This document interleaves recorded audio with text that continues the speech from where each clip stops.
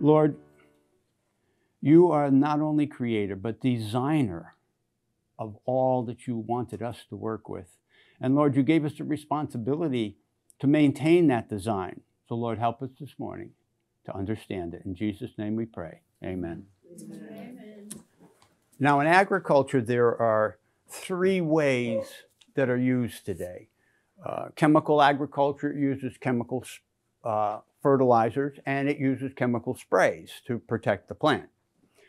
The organic agriculture uses natural fertilizers to help grow the plant and uses natural sprays to protect the plant. It's obvious that when God created his design for us, he did not have a source of fertilizers nor a source of sprays to protect the plant. What he did was design the microbes that are in the soil and that are on the plant surface to fertilize the plant, give it the fertility it needs, and they, when they did it, would impart disease resistance.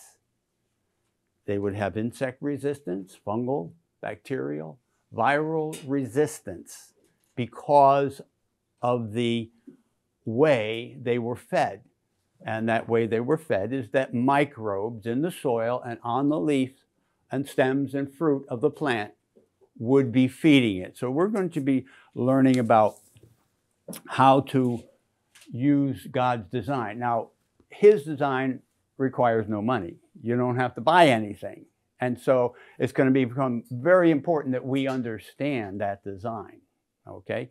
And so in Genesis 2:5, we have a scripture that tells us there was not a man to till the ground. In Genesis 2:15, we're told, after we read Genesis 2:8, that God planted a garden eastward in Eden for the man, that he was to dress the garden, and to keep it. Well, that word till in Genesis 2:5 and that word dress in Genesis 2:15 are both the same word. And they are, in Hebrew, a work of service. So there was a work of service to be done to the ground by man and a work of service to be done to the garden. In short, what we are to serve in the ground is the microbes. As we work with the ground, we don't want to damage them. Primarily, how we damage them is that we destroy their housing. They have to have housing to live in. And in the garden, God gave us a garden design because his character is that of a servant. You know, we say the character of God is love. Well, what's love? So to answer that question, it is servitude.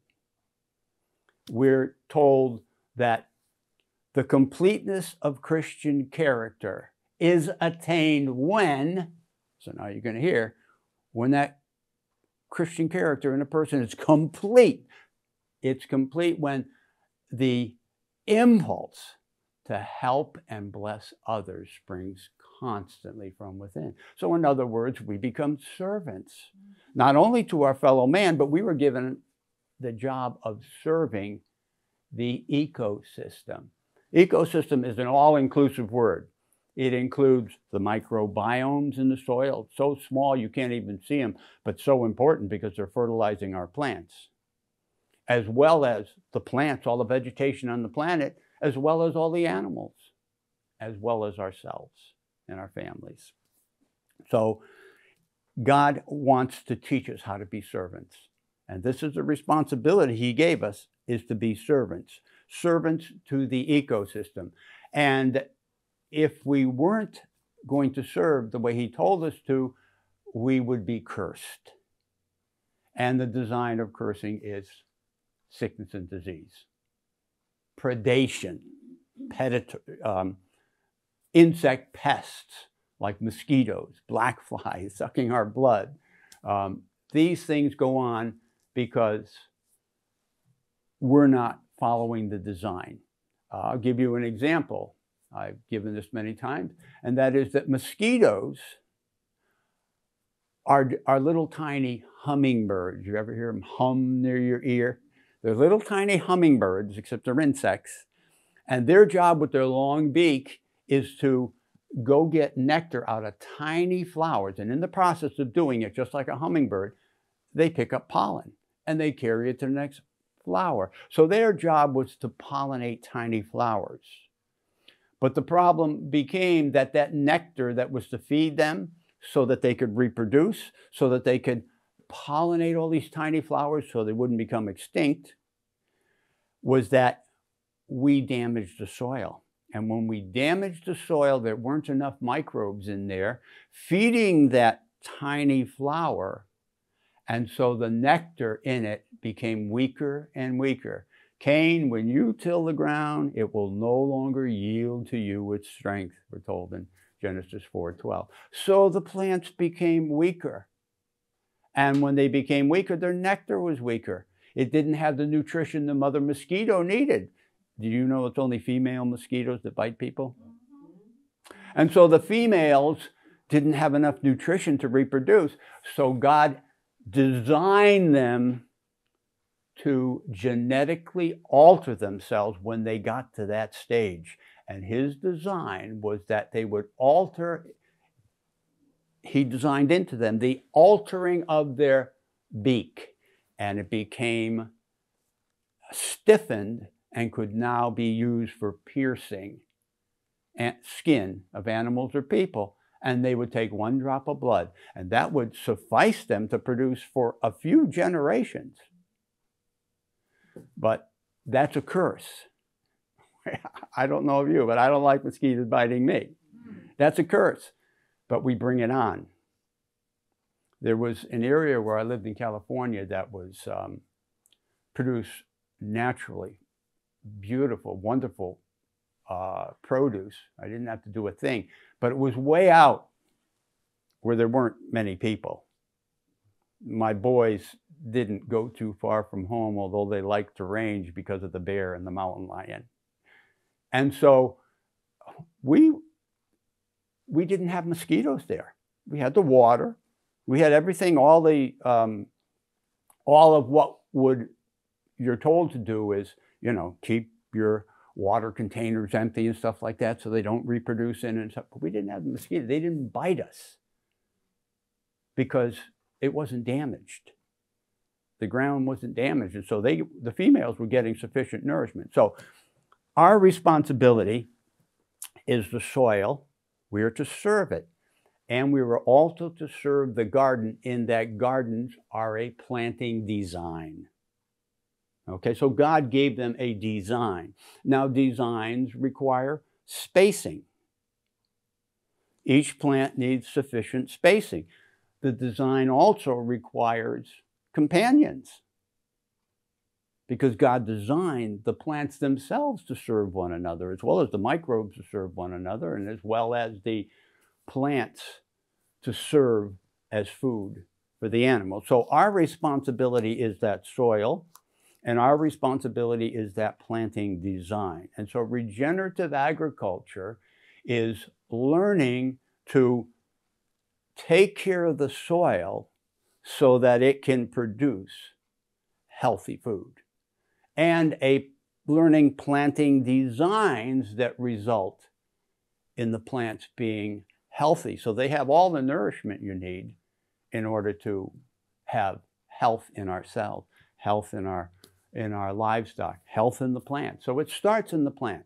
Health begins in the plant, and that's our responsibility, is to make sure that that ground has sufficient housing, because this is how God designed plants to be fed. In the soil, plant roots, well, let's start from the beginning. We'll start with that seed. When that seed touches the soil and the temperature is right, it'll sit there if the temperature is cool. But when it reaches that temperature that is supposed to begin to germinate at, and there's sufficient moisture for it to pick it up, then that seed begins to germinate. And when it begins to germinate, on that seed are the microbes that are going to be feeding that plant. The mother passes them on. The mother plant passes the microbes on so that it has fungi, bacteria, viruses, all kinds of tiny critters inside the seed and on the outside of the seed that are going to start growing with that seed as it germinates. And they're going to go out in the soil, and the certain fungus called mycorrhizal, myco meaning fungus and rhizal meaning root. So these root fungus, they go out into the soil and they begin mining the rock. And they build highways to transport the rock back, minerals, back to the plant. And their highway has internet. And so the plant orders how much it needs from these microbes of what specific minerals they need. And the microbes ship it back to the plant. Now, this BioCoat Gold here is endomycorrhizal fungi. Remember? Myco, fungus, roots. Endo meaning internal. There's ectomycorrhizal fungi too, outside. So some of these fungus actually enter into the plant and deliver the nutrition in the kitchen. Others bring it to the kitchen door, knock on the door, and they come out and get it and bring it into the plant. Okay? So this is how the fungus operate. Now, the bacteria that are also on top of the seed, and they begin to develop too.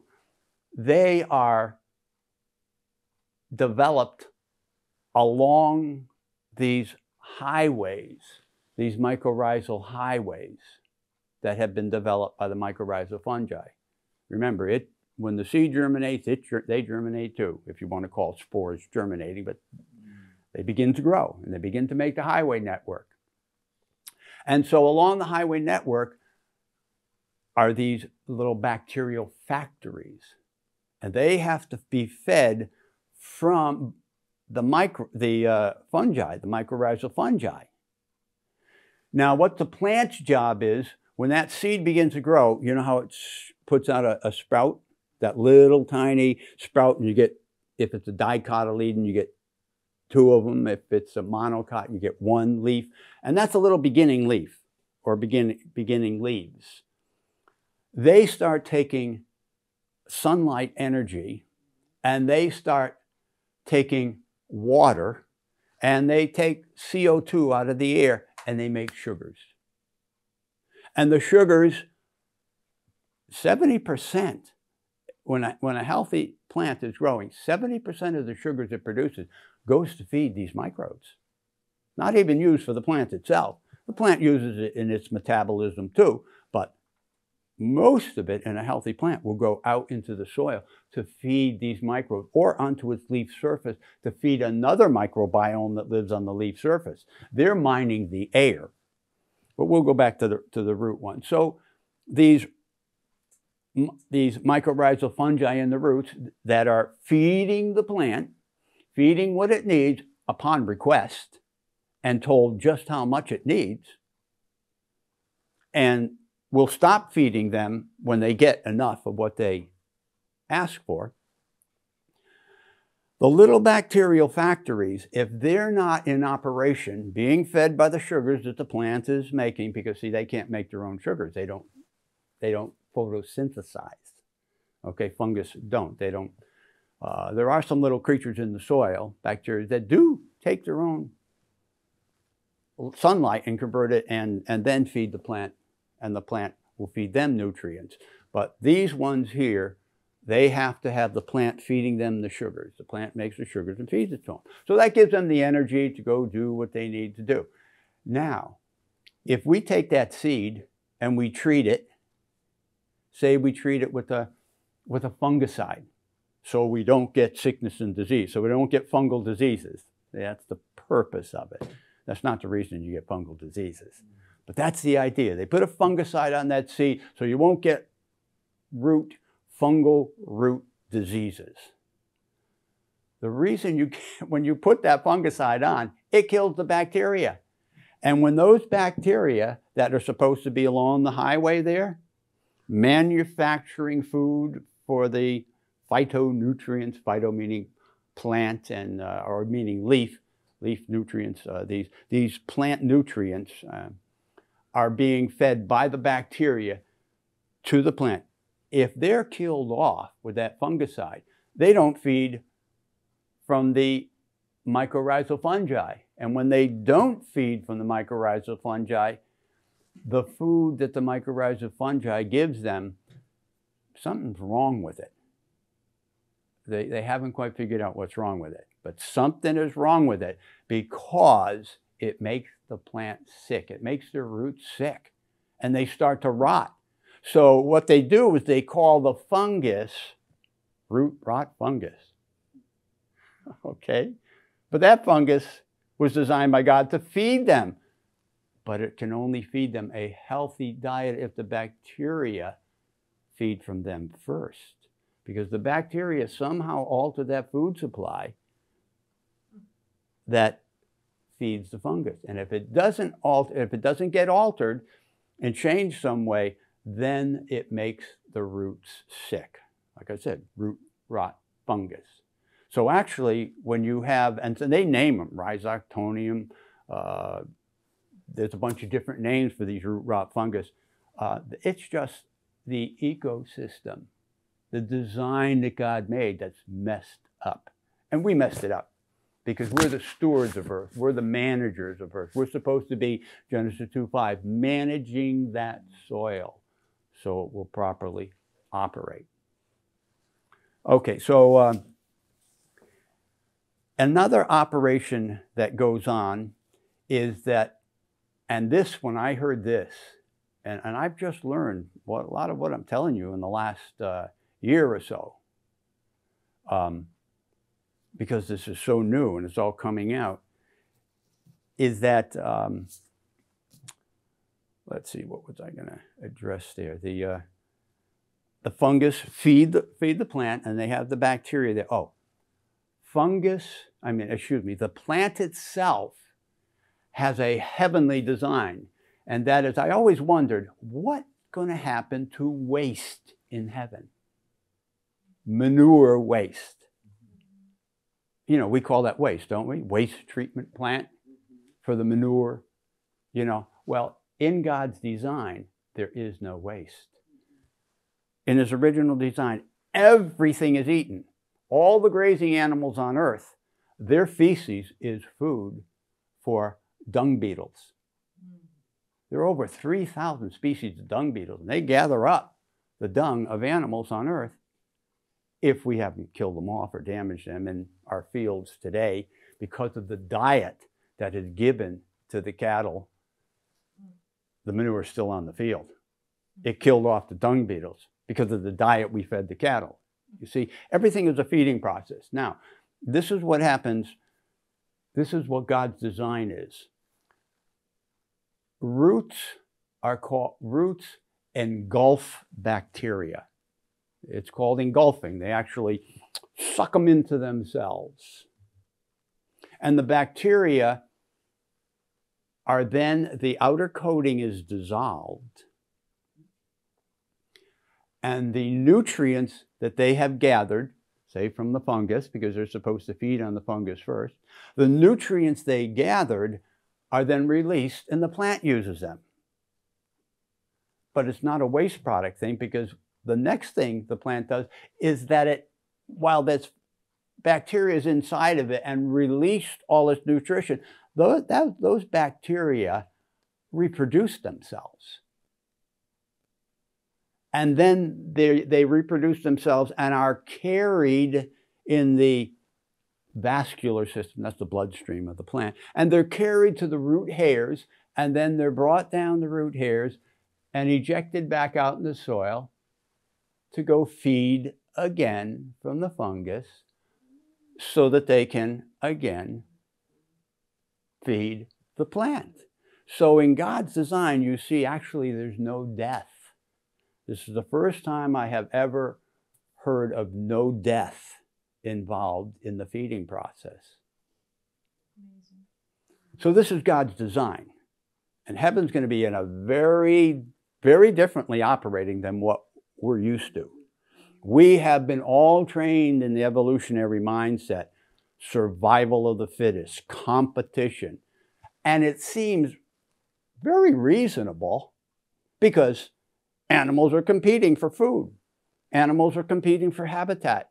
Animals are fighting and competing for mates. But in God's paradise design, which we were to manage and maintain, which of course we didn't, in his design, there's no competition for food because there is abundance. More than anything living needs to eat. It's his design.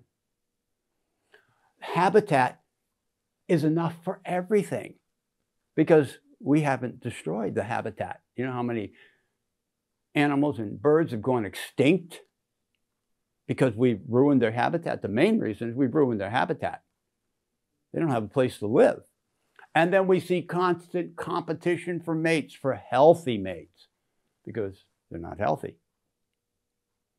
We've brought all this on. So it seems obvious that there's competition and stuff, but we brought it all on. In God's design, it's not there. But we were managers of the earth. We were its stewards. We brought the whole shebang on. Okay? Now God is, in his mercy, is showing us how to reverse that. Here is a letter I just got in the mail yesterday from ADRA saying, please support these people. They're starving in Africa. And it says here, here's one of the ladies quoting there. She has 4 children and they're real hunger situation. Our last harvest was in 2016, but it wasn't a full crop. We always plant in hope, but most seeds don't make it past the hard soil. Why is that soil hard? Those that do are scorched by the hot sun. Well, I thought the sun was supposed to give them its energy to make the sugars that feed us and everything. What's going on here?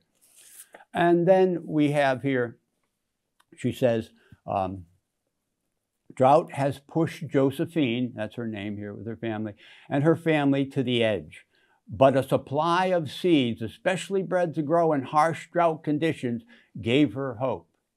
Now, I have another ADRA newsletter that came to me telling how a disease came in and wiped out the cassava crop, those roots, the mainstay of the folks. And they were given new seed that was resistant to that disease. And they were very happy. But soon a disease came in and wiped that one out. Okay? And so they started a breeding program and they gave them new seed again. And that ends the newsletter. And the question to ask ourselves is, why is the seed failing? It's the management practices that they're using. The management practices not only damage the soil, but cause the plants in the soil to epigenetically change into a sickened condition where they're now susceptible to the pathogens. All a management problem. It has nothing to do with a disease or a pathogen that needs to be killed. We got to kill this insect. We got to kill this fungus. We got to kill this bacteria. Bactericides, fungicides, virucides, herbicides, miticides. All that side means kill, kill, kill, kill, kill. So we think the solution is kill because we're evolutionists in our mind, right? We're evolutionists in our mind and everything is competition.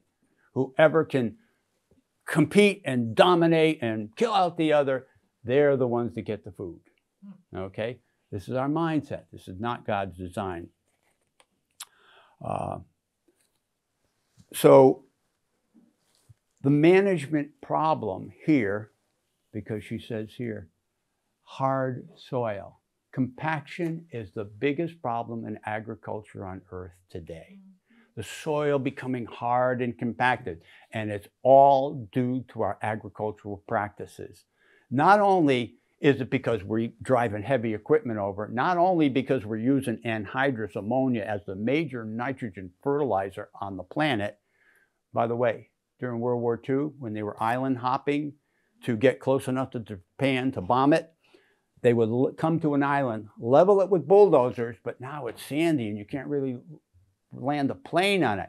They would spray anhydrous ammonia on that sandy soil and it would turn it hard as a rock. Well, they use anhydrous ammonia on agriculture almost the entire world over. And what do you expect? It becomes hard. Now you say, well, she's not using anhydrous ammonia. There are agricultural practices that will make it hard too. For instance, tilling when it's too wet. The soil is not loose enough. I mean, the soil is not dry enough so that the loose particles stay loose. And so you till it when it's wet and it mashes them together. And so our management practices, whether it's a little lady out there with a hoe or commercial agriculture, are compacting the soil. And so she has compacted soil because of her management practices. And then she talks about the harsh drought, what you say here. She talked about the sun baking it. Oh, and those that do make it out of that hard ground, they get scorched by the hot sun. The sun's not there to scorch it. The reason it's being scorched is she had the idea she had to destroy all the vegetation on the soil to plant her seeds. That's not God's design. He doesn't do that out in nature. Out in nature, plants grow together permanently. There's a permanent cover. And so what has been learned in regenerative agriculture is not only our management of the soil so the microbes can feed the plant, but the plants have to keep feeding the microbes. So that requires a permanent plant cover. So we, in regenerative agriculture, are learning how to maintain a permanent plant cover, and then you put your plant seed into that permanent cover. Now, if she had a permanent plant cover,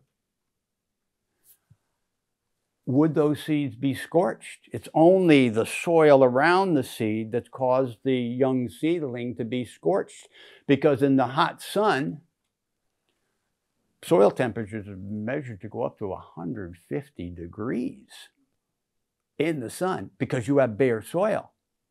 But if you plant in a leaf cover, you're talking 80 degrees.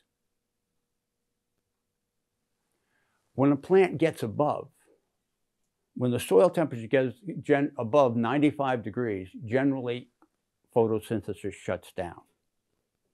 So the plant loses its health because the soil is too hot. In regenerative agriculture, you are taught to plant nurse crops and cover crops. You want to keep that soil covered with greenery from the beginning of the season to the end of the season. And so one of the things that we need to learn to do, and we'll be learning these in the classes to come, is companion planting. I think it's the next class that we'll be covering more on that. But to give you some idea of how it operates now, yes? So Jerry, whenever I plant and I have a covering of green weeds that come up, yes, I should leave those there? No. Oh. No. They are pioneer plants because the soil has been wiped out of vegetation. They are not an ecosystem. You have to replace a garden ecosystem. If you want a garden, you have to make it a garden ecosystem. When God took Adam in Genesis 2, 8, and 9 and brought him eastward into Eden, the land of pleasure and delight, but delicate. That's what Eden means in Hebrew. pleasure, delicate, and delight. When he brought them there, he put in a garden for them, and he showed them how he did it. Because he says in Genesis 2:15, they were to serve it and to keep it in the design he gave them. Serve it is that word dress. They were to dress the garden and to keep it the way he designed. So we have to rebuild an ecosystem, a garden ecosystem. So God showed them the garden ecosystem, and he did not slaughter the microbes in the soil to make this ecosystem for them, and he did not go and destroy all the plant cover to do this. He just interjected into an already operating ecosystem the plants that he wanted Adam to teach his family how to plant. So we have to learn to develop an ecosystem, and this is how you develop it. And the idea of companion plantings is a beginning idea on how to develop that ecosystem. The first thing that, now this is sort of new, unless you can go far enough back in history, then it's not new. But today it's new, because we've all been taught the evolutionary way of conquest. You conquer the landscape, kill everything on it, then you plant your seeds, okay?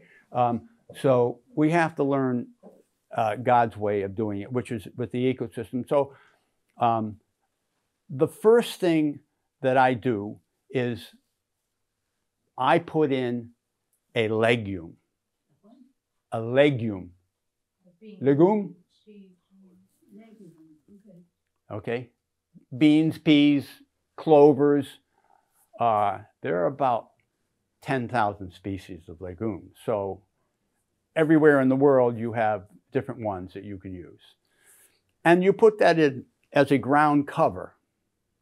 And also you'll also want to put, well, let's just, I'm trying to present this from where we're at now in history, okay? What we've got to do. So this is what I have done in my garden. When I till the soil, which destroys it, and put in my corn, and now I'm trying to develop an ecosystem, on my second tilling, when I go down the corn row and clean out the weeds twice, after that second one, I put in clover. Clover is a legume. And now I have the beginning of a ground cover. Later, I will go through, when I harvest my corn, actually even before I harvest my corn, I will, if I can get enough sunlight, I just put clover in the corn. So we'll just deal with corn for a moment. And so the clover now, when I chop the corn down, you know, I harvest my popcorn, I harvest my blue corn that I make cornmeal with, and I chop the stalks down, lay them on the ground. Now the sunlight can hit the clover, and the clover takes off. And clover grows in cold weather. And it flourishes, and now I have a carpet of clover. So next year I can plant in the clover. So I have a legume cover now. So I don't expose, the soil doesn't erode. The sun doesn't bake it. Baking of the sun is not too much of a problem this far north, but it's a major problem as you start going south. Major problem. And then you get to the tropics. That laterite soil gets so baked you can't grow hardly a thing in it but clump grass, and then, you know, that's what happens down there. I was just talking with Kenton on the phone from Guyana the other day, and he told me he had that laterite soil. I told him, well, this is what you better do, because you're clearing land to plant. You don't want it to destroy it totally. But anyways. Is that yeah. red clover or what type of clover? I use the white clover. There's a New Zealand white clover, and it spreads. It spreads itself. I like, you know, not just the seed that I put down. I like the one that has stolons that grow out and spread itself. And so it makes a nice cover. You can use red clover if you're going to grow corn. You can use crimson clover. You can use, you know, but red and white grow really well around here. There's other varieties too, but they may not grow as well around here.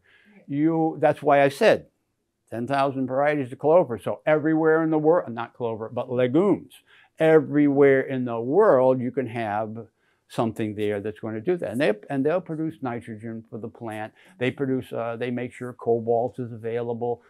There's a lot of stuff going on that they do. And so this is your companion for your corn crop. Now in my tomatoes, they grow tall, so I will put clover in there, but also what I'll do in my tomatoes, the reason I did this in my tomatoes is because I've got geese on the pond that like to reproduce, and I didn't have a fence. And so the geese came and they just ate all the clover out of it. Twice they just ate all the clover out of it. So I can't get my clover started. So I went through with a weed eater and scalped the ground. Now a weed eater just chops the weeds off, but I made sure I hit the ground all the time, hitting the ground, so I disturb it enough. Then, and I did this in July, end of July. So, and then I came through with daikon radishes. Okay, I'm going to be talking to you about oats, corn, buckwheat, brassicas, daikon radishes, brassica, and I've already talked to you about legumes. Those 5 different plants, they have learned that those plants support a microbe population that takes the minerals that are all tied up in the soil so the plant can't use them and reduces the oxygen in them so that they're plant usable. So these are nurse crops, these cover crops. They're nursing the crop and they're keeping the ground covered, because when your crop, like a tomato, ends early, right? It's tropical, it's not gonna, but you've got a long growing season for the next month and a half or more, maybe even a couple months. And so you want to keep feeding these microbes in the ground. Well, the radishes grow in colder weather, and I throw oats in there too after I scalp it, and they'll come up and they'll be feeding the microbes in the soil and feeding the ones that are making the minerals available for next season. So by the time they finally get killed by the winter, the oats and those radishes that I put in July amongst the tomato rows, those things have built up mineral supply for next year's crop. So that's oats, and daikon radishes are a brassica, and I have the legumes in other places. I can have legumes too in the tomatoes, and then I could actually scalp them if I wanted to. But once I get a legume cover, you know, a clover cover, I just want to maintain that, okay? And then just replant in that again next year. This is what regenerative agriculture is. It's learning to feed the microbes. And these crops that I just mentioned that you're going to be using as nurse crops on your soil, they're feeding the microbes that are making nutrients available for next year. Well, okay, in the back and then that. Yeah, considering the fact that these plants you're talking about are all shallow-rooted crops, how do you prevent them from competing? What I did is when I planted my corn in the clover, and this white clover only gets about this high, but it's only about that high when I plant the corn. That's not really too high. I just scour a line, because that's quick. I could actually just, and maybe I need to adopt the native method, which is the 3 sisters. It's a companion planting design that the Americans, natives, developed because corn is an American grain. It originated here. And they plant them in clumps. So I could remove some soil in a clump and then have 4 feet or more between that clump. The American native design that called the 3 sisters is where they would put the corn in. But see, let me give you a backup here for the Native American design. It was originally the colonists' design too. They learned it from the Native American. Burn the forest down. Okay? Burn the forest down. And then plant. That's pretty rough because you're not going to get a good fire going unless it's dry. And when you're dry, then you start burning the housing of the microbes. It's carbon. These housings are carbon. Humus is carbon. I have an area on the top of our mountain where fire went through when I was in high school, and the trees are still stunted. I'm 72, so that's over 50 years. The carbon was burnt out. And so this is how they cleared land, and this is how they planted. So they put in the clump of corn, and then when it's about a foot high, they put in beans around it so the beans could climb the corn plant. Well, the beans were feeding the corn plant, and corn is a very tall plant, so it produces a lot of organic matter. And it's the organic matter when it decomposes in the winter time that makes housing, because we've got microbes that make housing for other microbes. It's a very complex system. There's 50 to 100,000 different microbe species in the soil. A friend of mine did some measurements of them when they first got electron microscopes, and he came up with 62, 64,000 that he identified.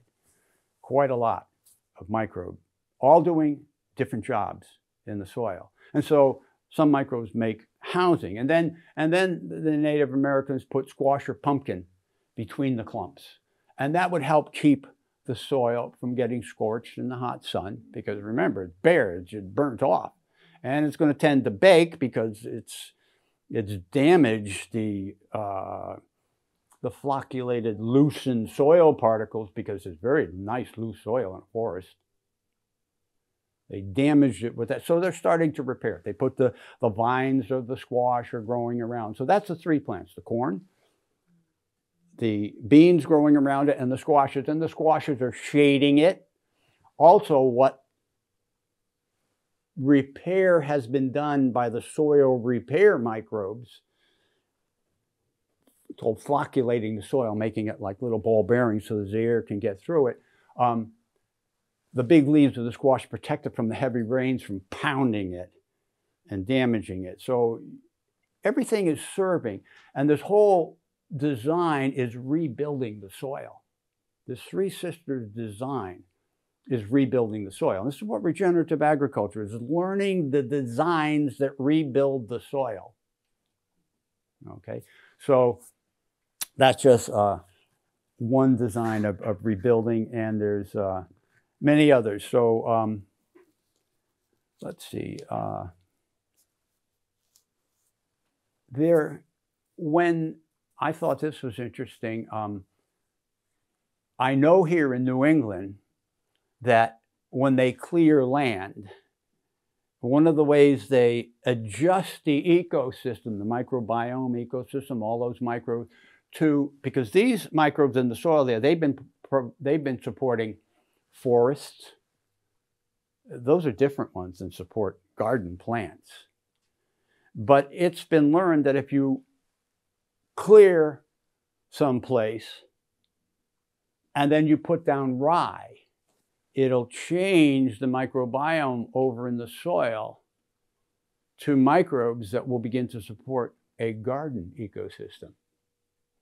It even works in sagebrush country out west. A friend of mine told me they did that out there in Oregon. We're talking dry country, and cleared sagebrush and then put the rye in, and that's what you do when you begin, before you try to grow agricultural crops in it, because you have to change the microbiome over. Well, the Lord showed Adam, when he gave him directions on how he planted that garden in Genesis 2, 8, and 8 there, that how to plant within that ecosystem without damaging it, because there's no-till agriculture. You probably may have heard of it if you grow things. No-till agriculture is attempts to grow without plowing. And the reason you do that is because you don't damage these mycorrhizal highways. You want to be able to plant in a system where they're well established, so immediately the plant can begin taking advantage of those microbes there. Lynette, you? Yeah, I was just, you said there are 5 nurse crops, Yes. and I only got 4, so I just wanted to know. Corn is actually one. Corn, okay, thank you. Corn is one, but it's not GMO corn. Right. It has to be the native corns that are out there, okay? It's not genetically modified corn. Here's something interesting too. Sickness and disease in our vegetative crops is not because we have diseases there. In our ignorance, God told us, look, okay, if somebody gets sick and you start to get sick with this, send them outside the camp, okay? Because the whole camp was weak. They just came out of Egypt. Came when you till the ground, it'll no longer yield to you its strength. So everything's weak, all susceptible to disease. So put these people outside the camp till they get over it, okay? This is an isolation practice. But God's design is that you rebuild the soil in such a way that now you have disease resistance. And so this is what happens. And what was your question there, Lynette? Oh, you already asked about the corn. Okay, it wasn't into this. So disease resistance, if we want that in our crops, we have to adapt this microbe system. They can grow crops and get volume out of them, but they don't get disease resistance in the plant. That when we eat a disease-resistant plant, what happens to us? We get disease resistance. It's just as simple as that. When we eat crops that don't have disease resistance, if we've had to spray, whether it's chemical sprays or organic sprays to protect the crop to bring it in, are we going to get disease resistance from that crop? No. No, it's not made by microbes fertilizing it. So this is what regenerative agriculture is about, learning to repair the soil using plants. Using plants. How much time? I don't want to go too long. A little more. Okay. So we had the responsibility to do that. Now, we have a seed swap here. And you're going to be receiving some seeds that were not grown with organic methods. And then all the high mowing seeds, there's a lot of high mowing here, and there's some free high mowing catalogs. Those seeds were grown organically, okay? The seeds that were grown chemically, they're not going to be happy in your organic garden. They have been genetically altered, epigenetically altered. That's the term that they've learned about. And that is, well, I'll sum it up this way. I saw a picture of 2 couples at their 50th wedding anniversary. One couple looked similar to each other, and the other couple looked similar to each other. Well, the thing that was so significant was that they didn't look like each other. But you would expect that to be so. But the problem is, the 2 guys were twins, identical twins, and the 2 women were identical twins. Okay, 50 years later, they didn't even look like each other. We epigenetically alter our genetics over time through our life. This is called adaptation. So when you grow your seed with chemicals, they adapt to the chemicals, and they don't like an organic diet. I know. I went and planted some.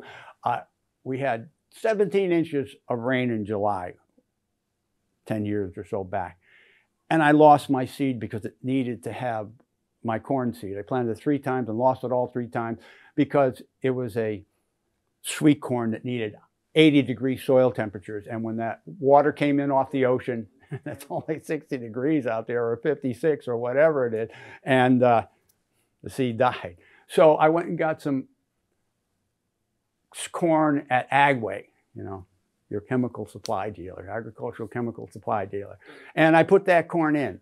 Well, it grew, but it grew so poorly. I mean, I never had my stalks fall over because borers were in them. I never had shot holes in the leaves. I didn't have so much. I had worms getting in up and down the stalk. I didn't have those kinds of problems before when I was growing organically. So they adapt themselves to that environment. And so now the organic seeds are going to adapt themselves to organic fertilization that you put on and organic sprays that you put on, because that's not really the way God wants to grow it either. He wants the microbes to feed them. So when you use that kind of seed, the important thing you must understand, and that's what this book is for, and everyone should have a copy of it. It's called Seed to Seed. Save your own seed from your plants in your garden, because they have adapted themselves to your environment and to your soil type and to your soil management practices. Every season they adapt themselves more and more. And when you save your own seed, each season it will perform better and produce more, season after season after season. And it would be fun to see how long it can continue to improve. I've learned that corn has the genetic capacity to produce 1,100 pounds per acre, yet good production in the corn is 250 pounds per acre. That's good, very good production in corn. But it has the capacity for 1,100 pounds per acre, but it can only fulfill that genetic capacity if it's grown God's way. And that's what regenerative agriculture is about. Supporting the microbes with the plant cover, these nurse crops, these cover crops, supporting them so that they flourish and begin to grow. We're going to have a class in May in which I'm going to show how to make biochar and how to make a biochar and be able to use it in your garden. And biochar is taking charcoal, which is a wonderful home for microbes, and then inoculating it with microbes that are the best microbes for making the plant grow. But we won't get into that now. But this BioCoat Gold should be, it has fungus in it, and your seed may be damaged some way or another, or treated some way or another, and this will inoculate it with the mycorrhizal fungi. So I put this on my seed. Now there's also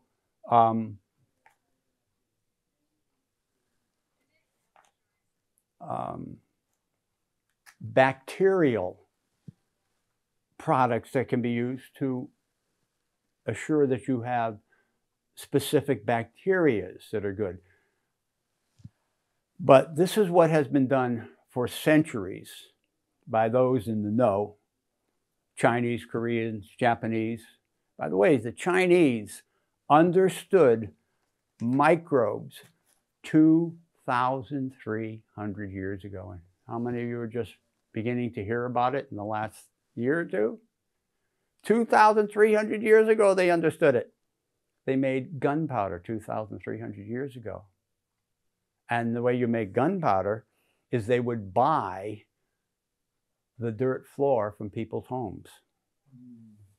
That dirt floor in their homes, and I'm familiar with it because I had to pick dirt loose from the floor of our old home's basement. And I would, I remember it as a kid, my teenagers years, and it comes off in sheets. Microbes in that environment produce a lot of potassium, a lot of calcium nitrate. And they had to buy the floor of people's homes because normally they would take the dirt out of their house floor and use it as fertilizer in the field. Calcium nitrate is a fertilizer. And don't think that they're putting chemicals on. they're putting microbes on that make calcium nitrate available to the plant. And calcium nitrate chemically is used to grow the vegetative stage of the plant. So it's good for your vegetative growth, which is your lettuce and your greens and your cabbage and stuff like that, or even initially in getting your tomato plant to get going. So they understood that. Then they would pour ashes water through it and switch the calcium nitrate over to potassium nitrate, which is saltpeter, which is gunpowder. Okay? And so they would make it 2,300 years ago. They understood all these microbial things. F.H. King was a professor from the University of Wisconsin. He went over in 1906 to China, Japan, and Korea, and they were making compost piles of a specific anaerobic design because they wanted anaerobic microbes to develop in their compost pile. We'll be learning how to do this when we make the biochar, because we're going to inoculate it with our and with anaerobic microbes. Actually, I don't want to get into too many names, facultative microbes, but that's what we'll do. And so this is all microbial growing. And so we're going to be learning how to do this. So as a beginner, what you want to do is when you grow your seed, if your soil will not produce a crop unless you fertilize it, only use half the first year. When you save your seed and plant it next year, only use a quarter of that fertilizer. By the third year, hopefully, they have adapted themselves to being fed by the microbes in the soil. Okay, so are there questions? I don't want to be saying too much because I know this is a lot new. Are there any questions on this of how the soil operates? Yes. I got some clover I noticed growing my lawn. Very good. Is that a That's good clover? yes, The bees, and it's the a white. Are the one that feed on the white flower. This is the white clover. Okay. Yeah, because it can take mowing, and you know, like I said, I would go through with the weed whacker. You can mow it down if you want to put something else in it. Say you want to cover crops. Say your soil is a bit on the tough side, and you haven't really dug down and loosened it all up. Now, Sister White tells us, when you have these compacted soils to start with, you got to dig down through it. She put 16 oxen on one plow, pulling just one divot in the soil. And it got down 9 inches. But that was enough to get the fruit trees in below the compaction and get them going. 16 oxen, that's a lot of horsepower, you know, in her day. Oxen power, you know.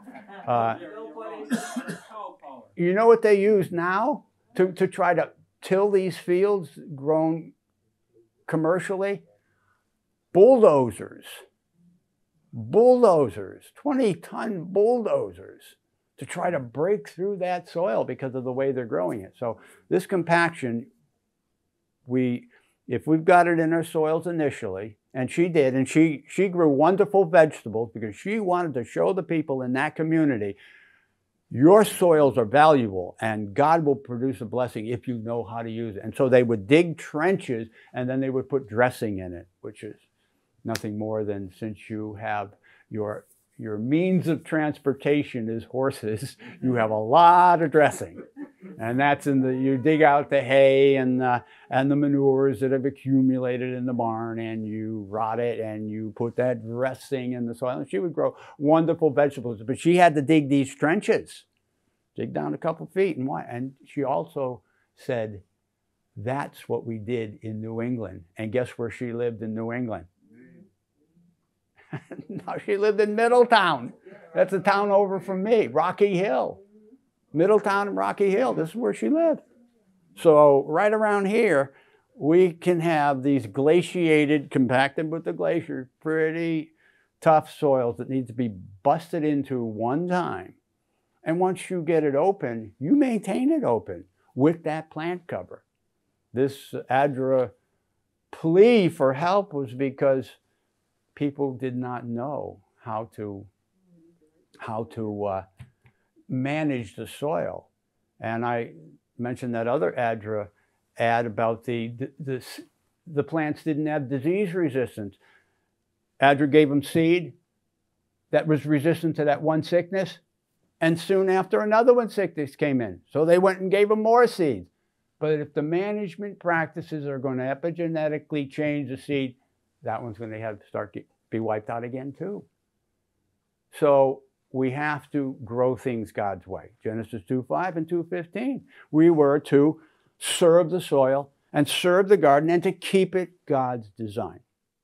So this is what you got to go home and do. This is your homework now. Okay, and you got all this growing season to do this.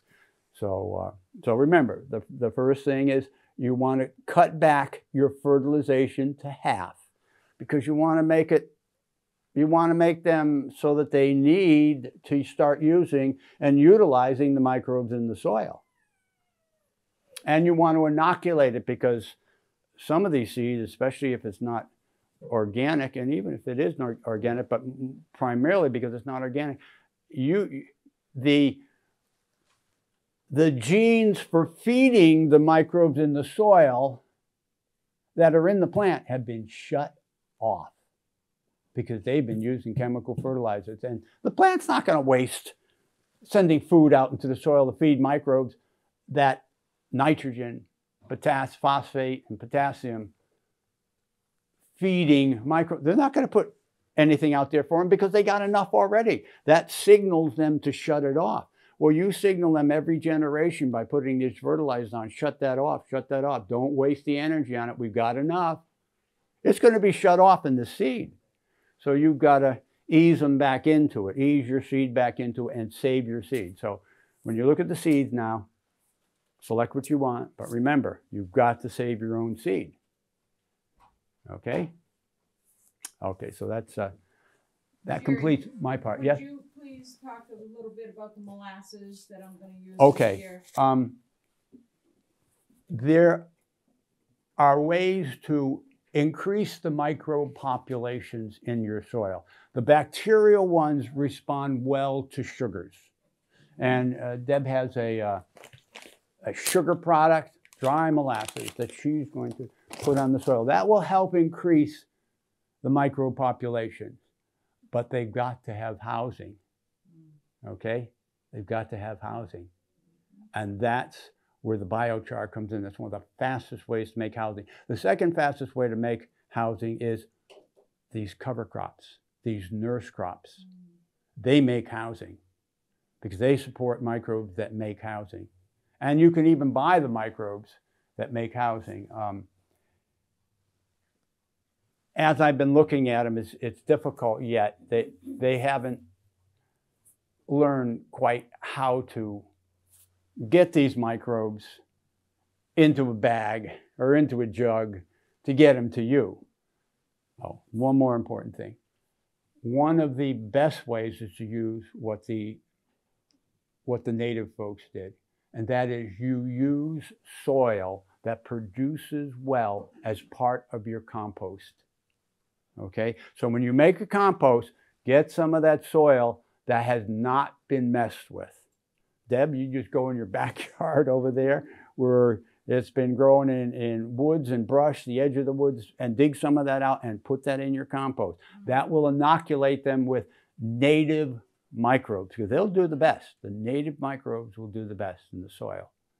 So that's a form of inoculation. But I have been using native inoculation for years in that I am harvesting from my fields to mulch with. I take leaves that come from my community and mulch with them. So I'm inoculating with natives, but there are some microbes that just aren't around here. And I have had quite good benefits by using specific microbes, as these are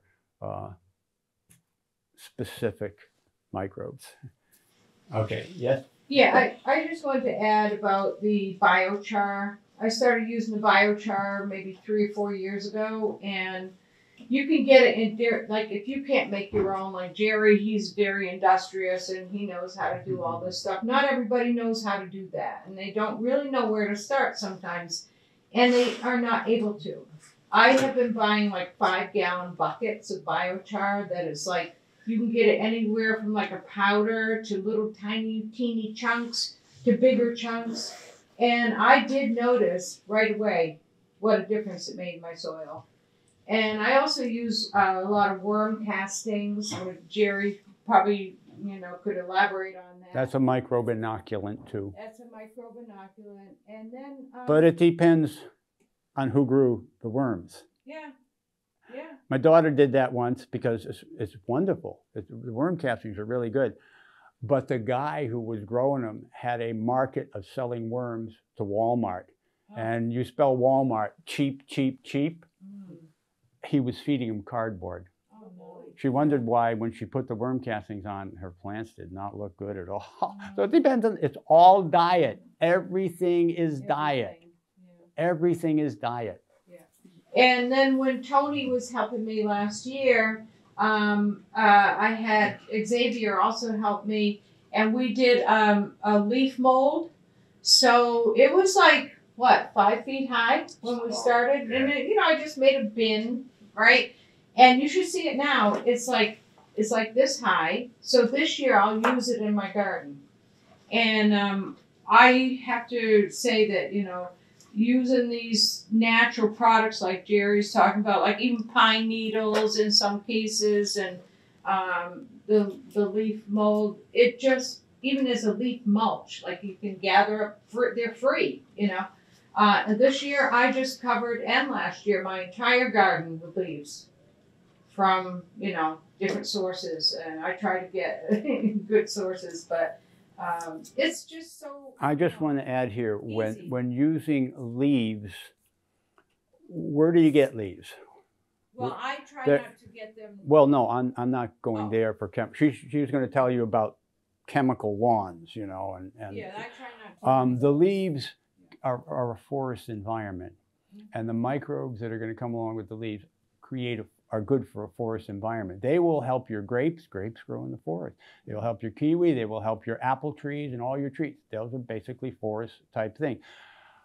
When in my tomato patch, I use prairie. Tomatoes grow in a vegetative area, and most of our garden plants are prairie.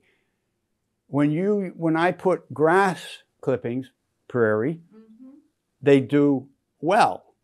And when I run out of grass, I use leaves. They don't perform as well. They produce less because I'm putting on the wrong microbiome. I'm putting on a forest microbiome. Now, I didn't have to weed when I put the leaves on, so I put them on because I don't want to have to weed, okay? This is before I learned about nurse crops and putting them underneath there. So there are different microbiomes too, that, and ours is a garden one. Hay works well as a mulch, and grasses and straw and things of that nature. And because the whole idea is we want to develop a microbiome that's going to be beneficial to our plants, because we want to get to the point where there's disease resistance. So we just plain grow in our soil and we have disease resistance. But it takes establishing it to do that. Yes? What was it that you said for the garden environment? That's the prairie, hay, grass, And straw. straw. Thank you. Yeah. And weeds too. Weeds, yeah. Your weeds that come up can be thrown into that category. Okay. And Thank you can also make a weed tea, which acts as a fertilizer that's, beneficial for the microbes. Yeah, we'll go into Yeah. making a